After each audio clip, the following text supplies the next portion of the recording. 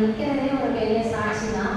ஏன்னா நான் சின்ன பிள்ளைலேருந்தே சர்ச்சுக்கு வருவேன். திடீர்னு அம்மா பின்மாற்றம் அடைஞ்சிட்டாங்க. அதுக்கப்புறம் வரல. அப்புறம் திரும்ப எங்கள் அப்பாவால் வரமாட்டாங்க. ஏன்னா அவங்க சண்டேனா சிக்கனு மட்டனு இந்த மாதிரி அதிகமாக வாங்கிட்டு வந்து போடுவாங்க. அவங்கள கவனிக்கிறதே வேலையாக இருக்கும். அதனால அவங்களும் சர்ச்சுக்கு வர மாட்டாங்க, நானும் வர மாட்டேன். அதுக்கப்புறமா கர்த்தருடைய கிருபை தான் நினைக்கிறேன். ஒரு செகண்ட் மேரேஜ் பண்ணிட்டு வேற ஒரு லைஃப் ஸ்டைலில் ஒரு போயிட்டாரு. அதுக்கப்புறமா தான் எங்கள் அம்மா திரும்ப சர்ச்சுக்கு வர ஆரம்பித்தாங்க. அதுக்கப்புறம் நானும் வர ஆரம்பித்தேன். வந்ததுக்கப்புறமா கஷ்டம் போராட்டம் எல்லாமே இருந்துச்சு. ஒரு வீட்டில் ஒரு அப்பா இல்லைன்னா அந்த ஃபேமிலியை ரன் பண்ணுறது ரொம்ப கஷ்டம். அப்படிங்கும்போது எங்கள் அம்மா தான் வந்து கஷ்டப்பட்டு தான் எல்லாமே எங்களை பார்த்துட்டாங்க. கஷ்டத்தில் தான் வளர்ந்தோம். அப்படி இருந்தாலுமே எதுக்குமே யாருக்கிட்டையும் போய் நின்னது கிடையாது. ஒரு வீட்லையுமே எங்கள் தெருவுலையும் சரி எங்கள் ஊர்லேயும் சரி அப்பா இல்லாதக்குள்ள நிற்கிது அது இல்லை எந்த முறையுமே எனக்கு இது வரைக்கும் வந்ததில்லை. எங்கள் அப்பாவும் இல்லை அம்மாவும் இல்லை.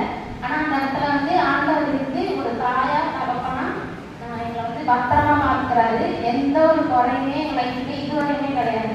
ஒரு ட்ரெஸ் இல்லாமல் நான் இருந்தது கிடையாது. எனக்கு தேவையான பொருள் எதுவுமே இல்லாமல் நான் இருந்ததே கிடையாது. சாப்பாட்டுக்கு கஷ்டப்பட்டதும் எந்த குறையுமே எனக்கு இதுவரையுமே வரல. ஆண்டவர் வந்து எங்களை நேர்த்தியாக நடத்துறாரு. அந்த இடத்துல எங்கள் தெருவில் வந்து நான் ஒரு சாட்சி தான்.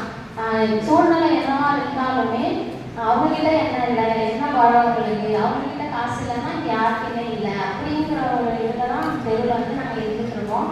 அந்த மாதிரி ஆண்டவர் வந்து எல்லா சூழ்நிலையுமே எங்களை பார்த்துட்டாரு. சர்ச்சுக்கு வராதுக்கு முன்னாடி எங்கள் அம்மா எப்படி இருந்தாங்கன்னா எதுவுமே தெரியாது.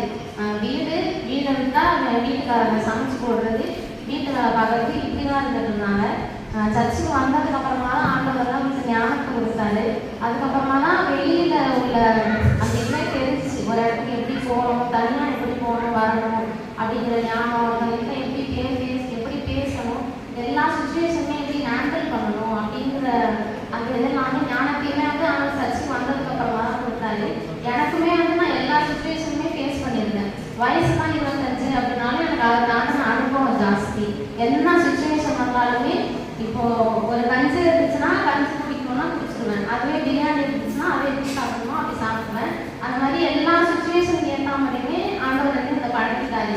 அதாவது என் மனசுல வந்து அந்த வலிமை இருக்கு எனக்கு இன்னும் ஜாஸ்தி.